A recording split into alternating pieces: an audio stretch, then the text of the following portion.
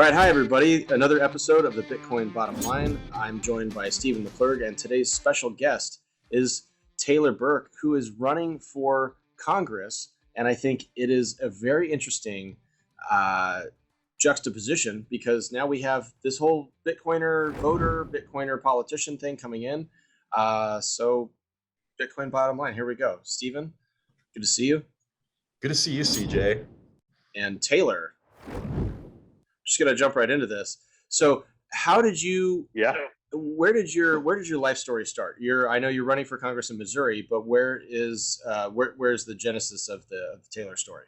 Yeah. So I am a fifth generation farm kid here in the state of Missouri. First in my family to go to college. A lot of family members who did farming. My dad's worked in a factory for 36 years now. My mom's a clerk and has been a legal secretary. So very salt of the earth type folks. My grandparents' farm is a fifth generation cattle farm here in the state of Missouri. So after I grew up, graduated high school, first in my family to go to college, graduated college, and joined the United States Navy. So been in the Navy for over 15 years, just had my 15-year anniversary. Lieutenant commander in the reserves now. I've done 3 deployments overseas. And then I came home. My wife and I started having kids and moved back to Columbia, Missouri, where the University of Missouri is. Was appointed by the governor to serve as the county clerk here in Boone County. And in the state of Missouri, county clerks run our local election offices. So every state is different, but in Missouri, when you register to vote, when you go cast your ballot, you do it through the county clerk's office, in addition to some other administrative functions in county government. Along the way, about 5-6 years ago, I've had some buddies who were talking about Bitcoin. Stephen Cole, he's pretty prominent in this sector. We went to high school together. And so just following him on social media, staying connected to him since high school, started seeing stuff about Bitcoin, and finally took the plunge, like I said, about 5 or 6 years ago, and have been a proponent for that innovation, the innovation of blockchain technology and Bitcoin in particular, ever since then. That was really smooth. You must be practicing this. That's like a really good. I've never done this before. This is a straight path right there. So Yeah. I mean, Stephen, your family's you have a farming background too, so that's kind of a cool vibe. I guess the idea of farming, really with Bitcoin, it's like there's this very parallel path where people have this low time preference. They think long term. So I guess you said fifth generation. Yeah. You know. Yeah, it's funny. I don't know how many generations my family goes back farming, but what's really interesting, and this is one of the reasons why I'm a big Bitcoin adopter, is my grandparents. They had a farm. My grandfather retired, or both my grandfather and my grandmother retired from the Army, and had a farm. And my grandmother had grown up on a farm during the Great Depression and never used banks. So she would always pin $100 bills to the inside of her dresses and always kept cash, never transacted through a bank. It was, so I always had a bit of a mistrust of banks after hearing her stories. That's right. I mean, I grew up the same way. My grandpa taught me when I was a kid, early on. He's like, always keep, at the time it was a 20, but now it's like always keep at least $100 in cash on you, because you never know when you're going to need cash when your checkbook or credit card isn't available. And I think that's the mindset that feeds into Bitcoin, which is we don't need some big government, or we don't need some big institution to take care of our finances for us. We want that independence because we don't think, as farmers, as people who blue collar folk here in the state of Missouri, we don't need that, and we don't trust them to have our interests at heart either. And that's what Bitcoin is: the ability to be independent from these macro factors that don't have the little guy at heart. They have, figures in mind that have a ton of zeros behind them. And when you're a farmer, you don't have that cash wealth. You have land, or you have assets that are not fungible like that. And so that's something I think that we're going to see an increasing number of adoption, or increasing amount of adoption in sectors or communities like mine that are rural, that people just have that inherent distrust of big government or big industry that isn't there.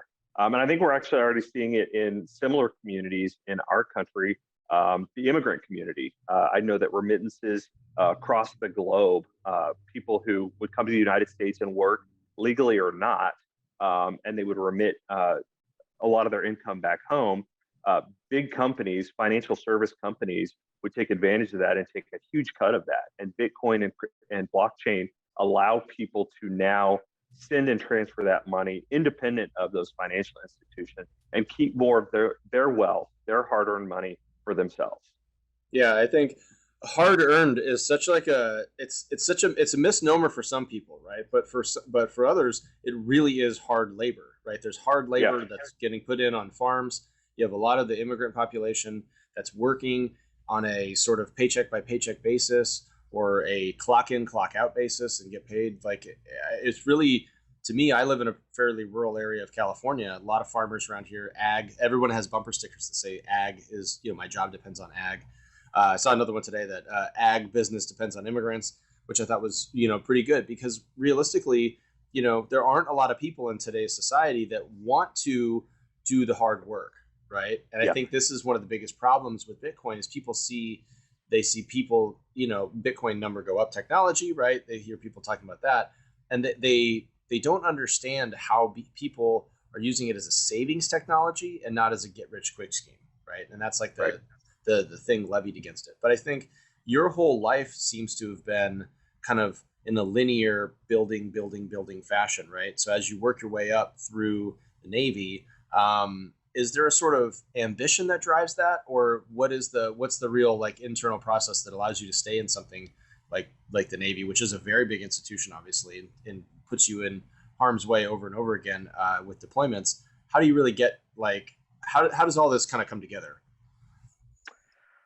I mean, my motivation to serve, especially in the Navy, has to do with this idea that you can be a part of something bigger than yourself. And it's maybe the weird dichotomy in American culture, especially rural communities, where we're very independent. We're very supportive of our families or our small communities or our farms or our jobs or whatever it is. And so that there's a lot of individuality and independence in that. But then you sacrifice that to join something bigger, and you're defending a concept or an idea where you have to put yourself second, but it's all voluntary. You're not ordered to do that. No one ordered me to join the Navy. No one ordered me to leave home, or no one ordered me to buy Bitcoin. It's this idea that I want to sacrifice part of myself voluntarily because I believe in the bigger idea. And that's how the Navy is. That's how church is. That's how family and community is. And that's how I think Bitcoin is. I think you also made the point of people view Bitcoin as a get rich quick scheme. And the reality is that's the nature of the attention that it's got. Mainstream media, folks start talking about Bitcoin when they see these triple digit or quadruple digit increases in the value of Bitcoin. But that's not why people initially got into it. They got into Bitcoin largely as an idea for that independence from institutions or government. And the reality is more people want to be a part of that. That's the value increase that we see in Bitcoin. But the way people hold it, the way people use it or store their value today, I think is reinforces that idea that it's about independence. You can make a lot of money in Bitcoin, but really, truly, if you believe in Bitcoin, you're holding it. And that's what draws people to Bitcoin. Yeah, I happen to be wearing my HODL shirt today. So I feel you on that one. So Steven, you've been in the capital markets for a long time. How do you because obviously you grew up as in the family similar to Taylor. How would you say that you've necessarily put together the independent side of it? Because it seems like it's something we talk about all the time, of having independent rights and making choices for yourself. I'm very interested in Taylor's story, but I think you've got some questions about that as well. Yeah, I mean, as I said, my parents weren't farmers, but my grandparents were, and then on the other side, my great grandparents. I was fortunate enough to know my great grandparents on the other side, and they Wow. ran a farm, man, until the day they died. My great grandfather, I think he passed away when I was a teenager. He had never even driven a car, and had like a mule, and would, like, pick vegetables and go and sell it on the side of the road with his mule in his cart, and they did it all. I mean, if they didn't grow it, they didn't eat. That's And awesome. and then my dad would tell stories about, he would go, over during the summer and go help them pick cotton, because that was their cash crop. And and he was this kid from, this military brat who lived all over Europe, and would have to go work on a farm in Texas during the summers, to kind of, it's a wake-up call, and it makes you appreciate hard work. But that's the thing, right? There's either hard earned money or there's found money. And when you understanding the value of money is when you actually have to, like, go out and sweat for it, whether it's baling hay or picking cotton or picking vegetables or dealing with cattle. I mean, cattle's not easy at all. Yeah. And when you've actually had to, like, work for the money, and you know what it takes, and your hands are cut up and you're sweaty, and it's, even though if you've only done a little bit, like somebody like me, or somebody that's done it a lot, you understand that value. And when you have value coming from that hard work, I mean, let's look at what's happening in Russia right now, right? A lot of people have probably worked very hard for the money that they have sitting in their banks, and now all of a sudden they can't access it anymore.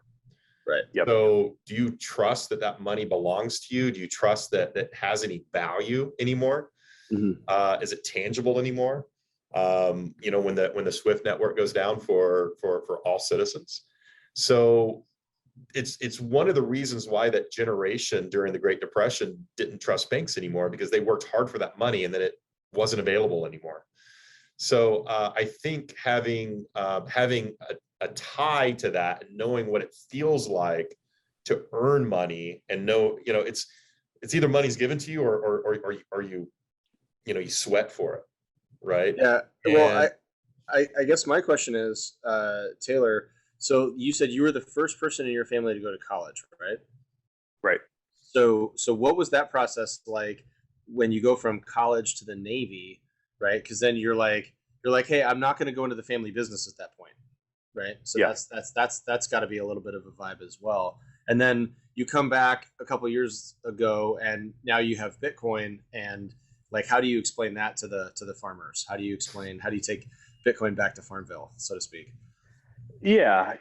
So one, I always had mentors and influencers in my life who did encourage me to go to college. Where on the farm, your biggest asset is how hard you can work, how strong you are, what you can get done in a day, your productivity. And I always had people who taught me that value of a work ethic, but then encouraged me to go to college. And so a couple of times my grandparents actually tried to talk me out of it, just their generation. They were like, you could stay home and stay on the farm and do stuff here. And I was pretty blessed to have people who said, no, go to college, you can always come back. And so I did that. Some of them were attorneys. So I thought, first kid in my family to go to college and get a degree. The professional influences were attorneys. So I thought I was going to go to law school. And I had a mentor in college who was a retired JAG officer from the Air Force. And he kind of helped me think through why I thought I wanted to go to law school, and instead came to the conclusion that the Navy was a better fit. A long line of service in my family for the military. My grandfather served in the Air Force. My stepdad was in the Navy during the Gulf War. Aunts and uncles and cousins who've all served in the military in some capacity. So that had always kind of been in my mind. And when I ruled out law school, the Navy was kind of the next thing that I thought I want to give some part of my life to the Navy, and just kept doing that. And here I am 15 years later, still having stuck with it because I care about this country and what we can do. Coming back home, my mom and my stepdad owned a farm supply store, so a feed store down in Southwest Missouri, down in the Ozarks. And they now own Bitcoin because I've talked to them about what the freedom from financial markets mean when you have something like Bitcoin. And farmers don't not understand it.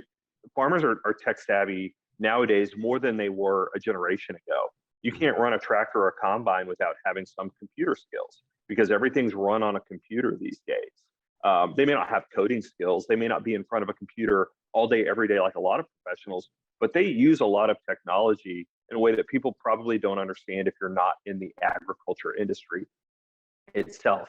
And so, I can't say that my mom and my family understand Bitcoin as a big picture idea, but they understand what it means to own an asset that is theirs and that can maintain in perpetuity.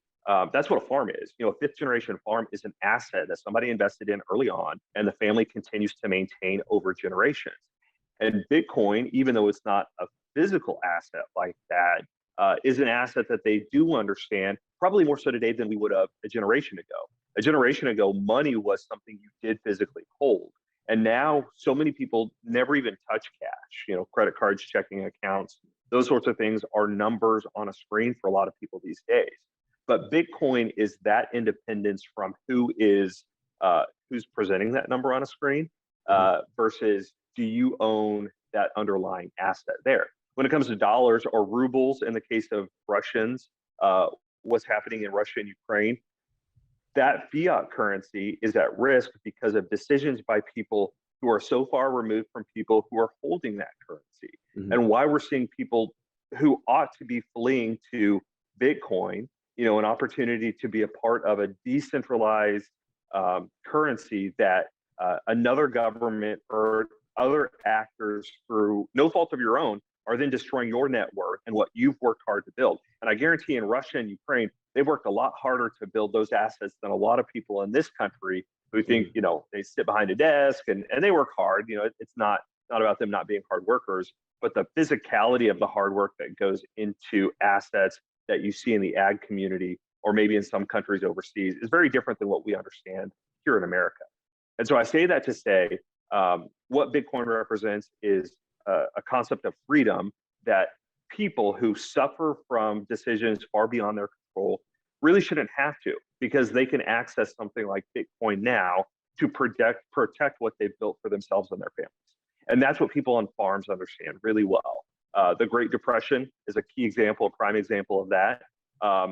Anything in the past 100 years in this country where we've seen recessions or cycles of economic depression and downturns, people on farms where you don't have cash, where you have something else that you make your livelihood, feel that pretty acutely because they're what we call land rich, cash poor.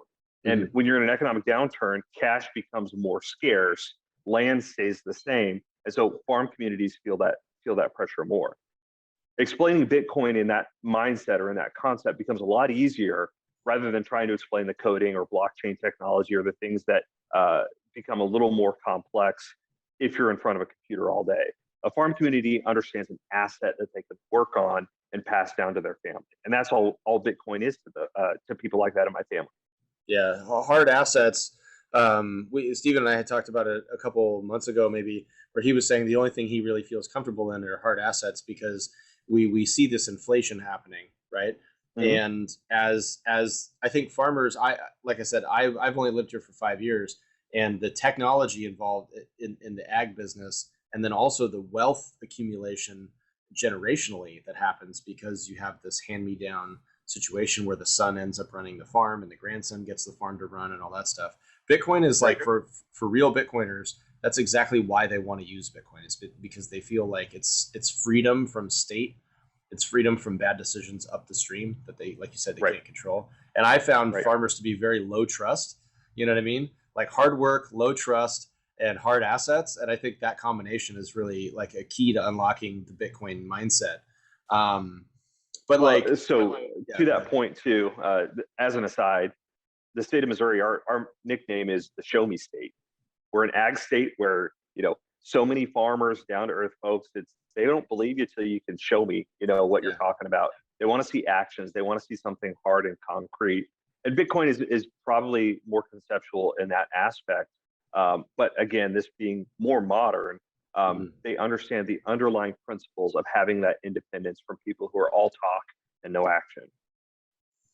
Yeah, I'm in California, so that's definitely not the show me state. That's definitely a lot of talk, Right. a lot of talk, and not a lot of action happening in California. Um, but yeah, I think so. So now running for Congress, this is a big step, right? So you said you the county clerk before. Hmm. Um, like, what was the poke, or the carrot or the stick or whatever that gave you the impetus to kind of go to the next level and put your service in on the congressional side and go for this. Yeah. So in 2020, I was deployed to the Middle East. I was a part of the team, what's called the Defense Logistics Agency. And so our team was working on withdrawing our troops from Iraq and Syria, making sure that planning went well, and then that we'd pass that plan over to the team in Afghanistan to do the same thing there. And then got home, came off of active duty in January of 21, so just a little over a year ago. And I will say, as a Republican, this country is in a lot different place than where I think we want to be. That my values and the values that I raise my kids, that my wife and I have, I feel like I have a perspective that's different than a lot of people who do run for Congress. So when we had a congressional seat that opened here in Missouri, I decided to run for Congress so I can talk about the things that I care about. Bitcoin is a big issue for me, and this is a platform for me to talk about Bitcoin in a way that not a lot of politicians do from a position of experience. National security is huge for me. So 15 years in the reserves, the active duty and the reserves is something that this congressional district with 2 military bases look to people who have that service to step up and lead. As a county clerk running elections in a county in mid-Missouri, we have the 4th largest city in the state. We're the largest county in this congressional district.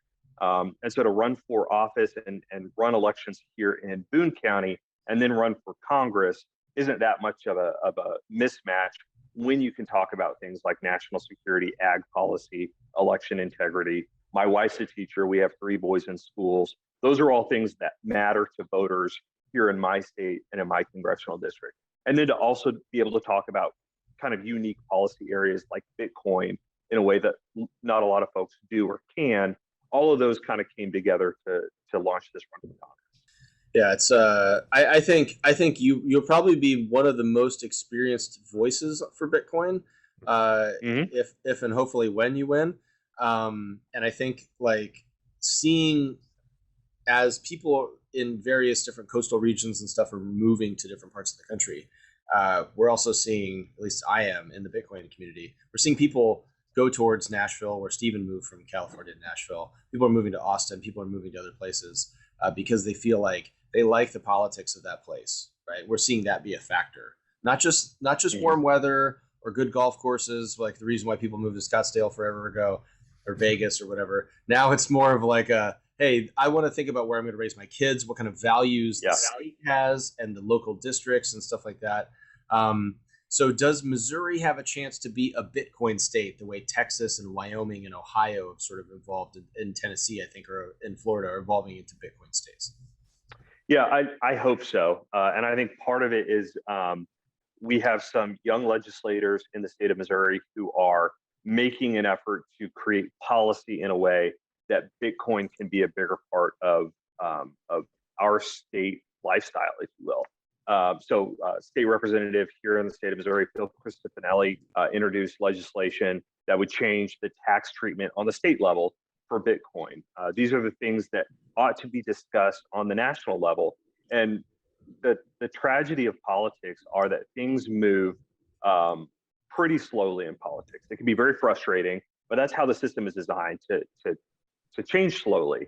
And so for us to have legislators who are in DC for 20, 30 years to have gotten into politics without, even the internet existing, let alone Bitcoin, this is a policy area that they don't have a concept of. And then they're creating rules and laws that are anathema to what we need for this innovation. So that's what matters. And in the state of Missouri, I think that we do have this next generation who are moving up into leadership politically so that we can create a conducive state environment and bring people to this state who care about those things. Is it going to take people on the Kansas City Chiefs, saying that they're Bitcoiners, to get people involved in that region? Is that going to be a thing?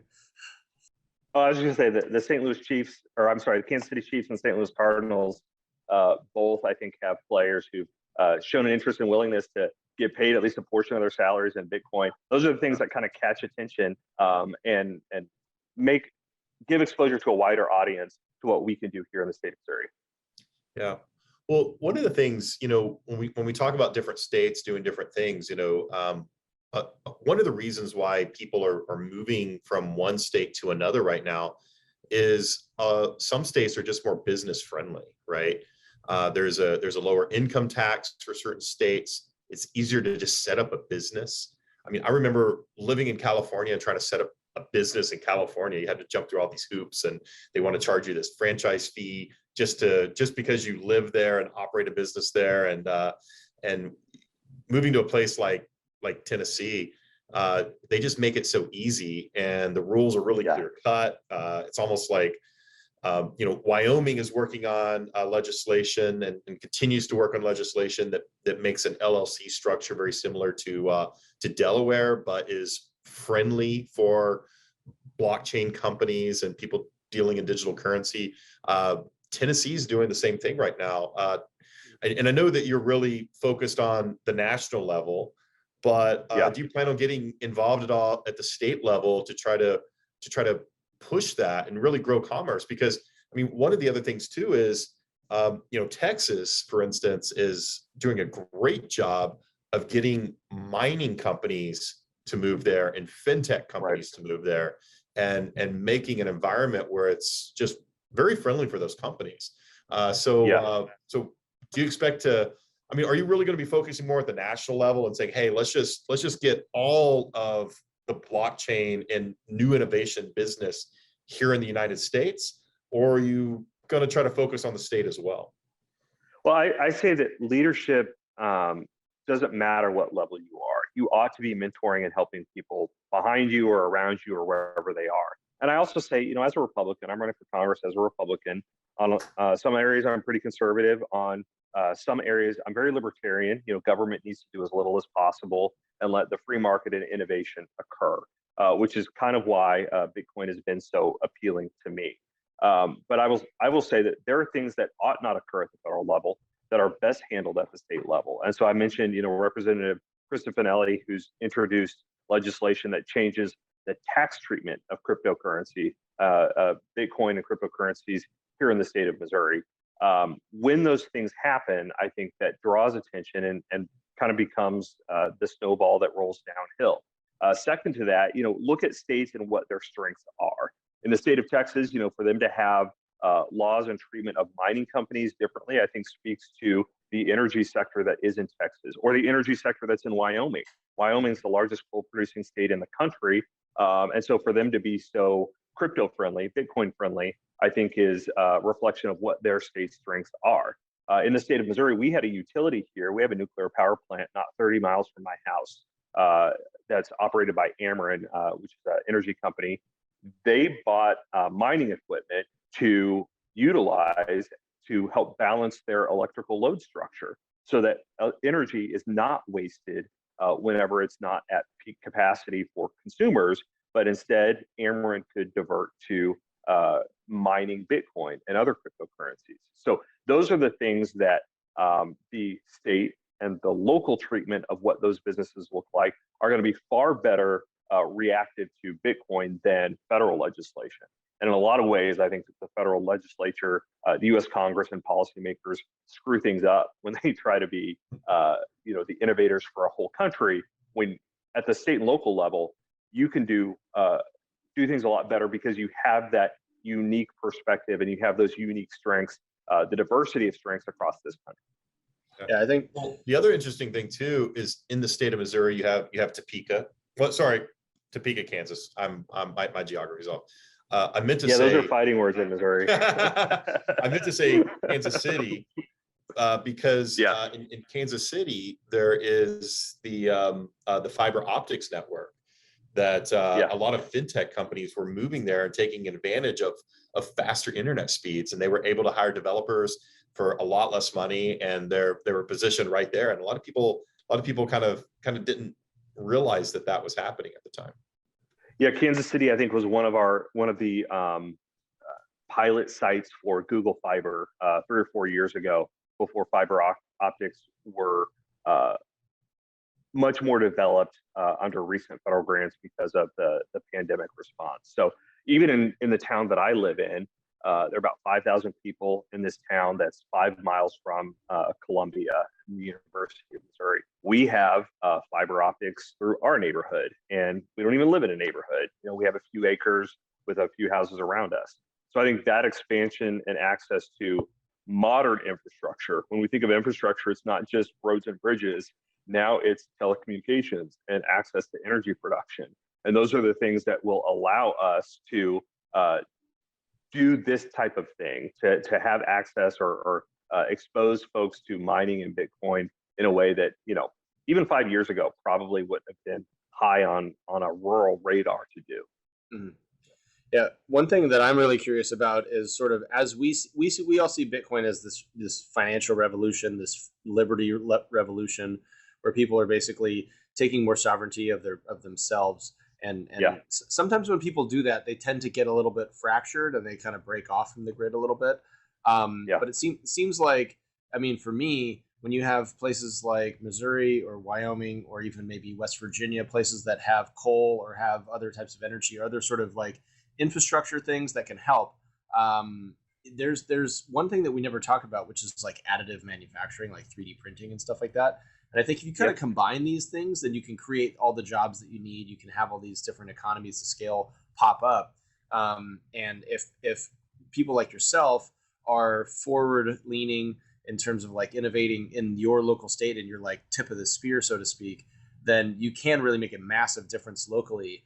And then what happens is you get a little bit of a Citadel effect where everybody in that state kind of gets together on those things. You know, they say, hey, we want jobs, we want innovation, we want Bitcoin, we want this type of futuristic manufacturing, fiber optics, like this type of infrastructure, and they pass budgets for that stuff. And then what happens is you have other states, maybe like Iowa, FOMOs in because Missouri takes the lead, and they're like, or Kansas comes in and says, hey, listen, we make ribs too. You know, we got to get in there for that. But the thing I guess to say is like Congress is a big melting pot, right? Because you have different states have different levels of power. You have states like California, New York, Florida, Texas, New Jersey, whatever. They have lots of delegates, right? They have lots of representation because they have higher populations. But, you know, being a team sports guy myself, being a Navy guy, right? You're forced to like share close quarters with people you might not necessarily on paper get along with. You're from some different place, whatever. So at some point you're going to have a across the aisle conversation. And I guess, do you see Bitcoin as one of those things? I see it as one of those things, but maybe you could talk about how somebody, you know, as a Republican from the Midwest, maybe you have to talk to a coastal Democrat. How do you kind of get them to agree? And then how can you orange pill them to get them to like maybe come back to the middle instead of these two crazy people on the outside yelling at each other from way across the aisle? Definitely. And I will say, you know, even though I'm in partisan politics these days, in the Navy, you know, you have roommates, you have teammates who are vastly different experiences. One of my best friends, you know, a black guy from Atlanta, or serving with, you know, a Latino from Texas or Florida. These are just different worldviews that politics doesn't even come into that personal relationship. When I was in county office here in Boone County, I was the only countywide Republican office holder in a courthouse full of Democrats. And you just have to work together and talk about your ideas and perspectives to share those thoughts. Bitcoin is the same way. And I think that's maybe some of the tragedy of the generational change or divide that we see when it comes to technology adoption. I think that we have some long-serving members who are maybe open to Bitcoin, but you see some of the staunchest opponents of Bitcoin from really long-serving Democrats, and you hear really stupid stuff on Bitcoin from some long-serving Republicans. And so I don't think it's a political divide when it comes to this technology. I think it's more of a generational divide, or possibly an industry support divide. You know, who is going to advocate for traditional financial services and doesn't want to see the evolution of something like Bitcoin. I also say that Bitcoin's not just the financial technology. Having run elections here, what does blockchain technology offer for us to improve the security and the faith and confidence in our election process? We have equipment that, you know, counts ballots, goes into a larger database. Can blockchain technology be used to improve the auditability of election results, or for voters to engage in a process and see the transparency, but really chain of custody is what's important in elections. And blockchain is, Bitcoin is irrefutable on chain of custody. And those are things that you have to think about these things. I think that we were talking before the show. You can't really monetize an election, and probably not why we've seen some innovation there. When we talk about the real threat to what's going on in this country domestically is faith and confidence in our republic, and how can people engage in this democracy. For the Navy, I've been a supply chain guy, so smart contracting. How do we improve the efficiency for business exposure, business exchange? And that means smart contracting. If we're spending trillions of dollars or billions of dollars through the Department of Defense, can we streamline procurement and administrative processes that smart contracting would allow us to do, rather than have tens of thousands of people in the Pentagon that are working on those things? Those are trade areas. Those are a breadth of industry exposure that's not just financial technology.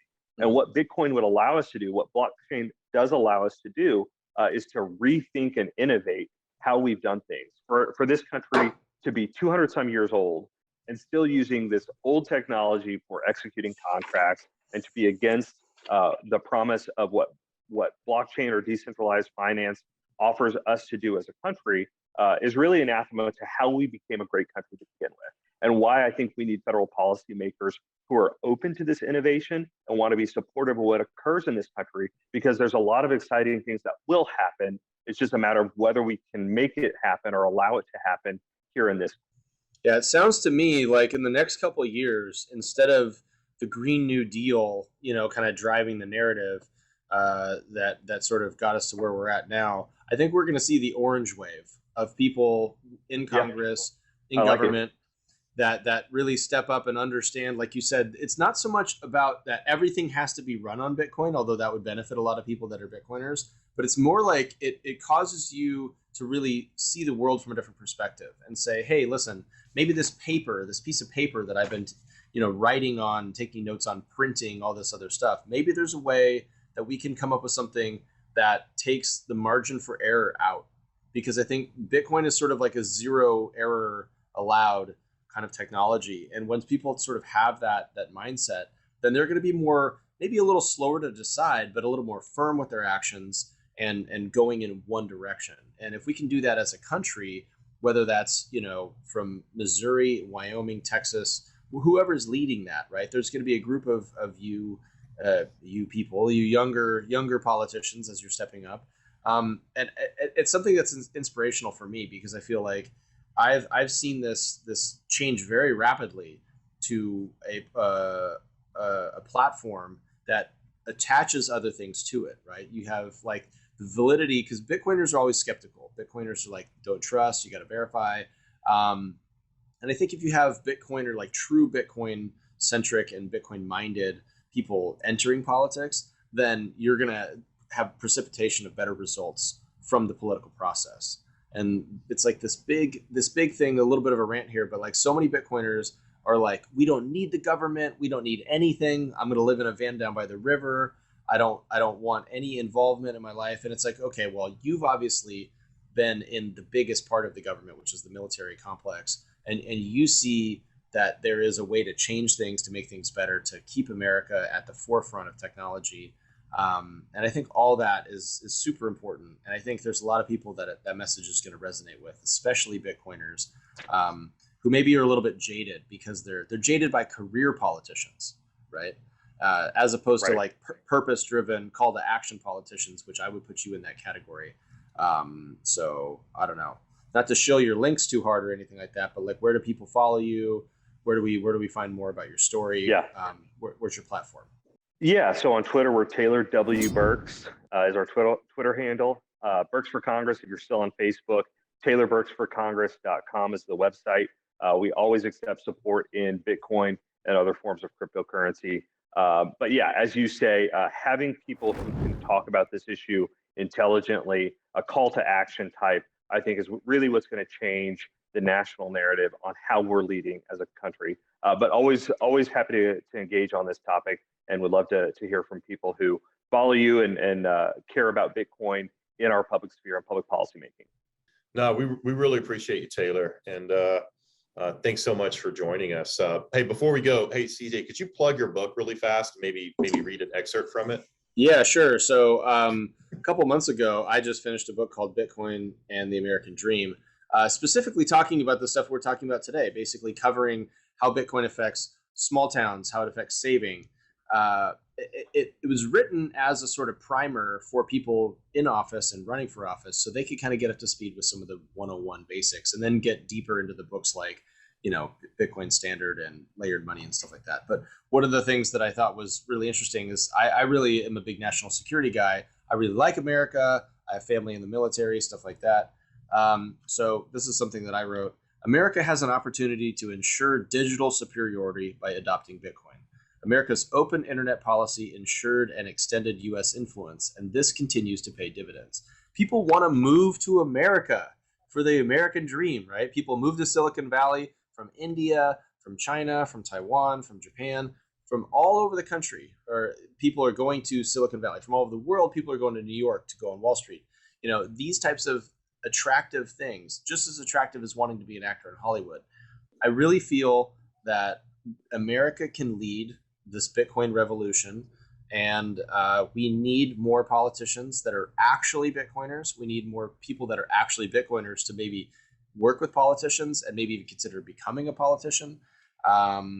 It's like we can make America a better place, the best place to be a Bitcoiner, and I think this would be great to keep engaged on this as your journey goes towards Washington, D.C. So Taylor, I just want to say thank you so much for joining us on the Bitcoin Bottom Line. And as Steven always reminds me, this is not financial advice, that all statements are hopeful and not necessarily guarantees of future success. Although I will say that I'm going to go check your links, Taylor, and I'm going to try to ensure your success by contributing to your campaign. So I really, I like your messaging. I like, as a dad and as an American, I feel like I'm on the same page, and it's great to talk to you. That's awesome, man. Appreciate it. Yeah. Thanks, Taylor, and good luck in the election.